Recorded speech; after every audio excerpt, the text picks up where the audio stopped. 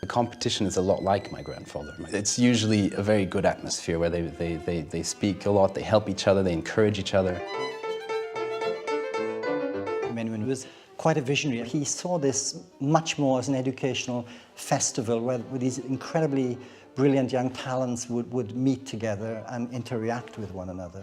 After his death, we try to continue the philosophy of what he wanted from the event. We were aware that we were competing against each other, but taking that aside, I made a lot of wonderful friends.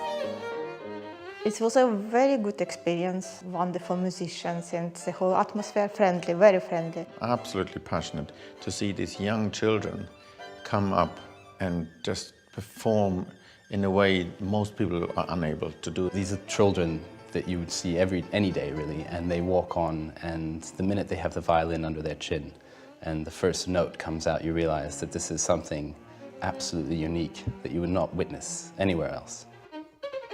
I saw the violin first time when I was almost 7 years old, and I felt something inside and just fell in love with it and wanted to play on it.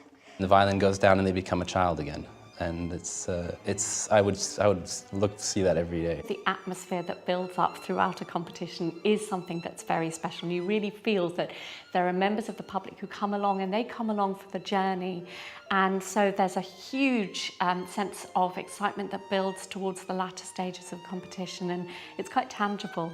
And it's coming to London in 2016.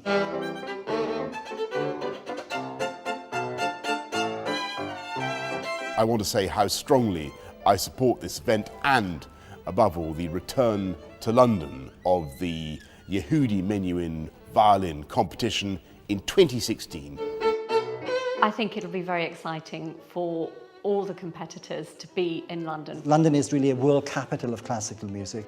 My grandfather always felt himself a nomad, but as every nomad, an oasis exists, and I think London was his oasis. Just reinventing it every 2 years in a different host city becomes a new event.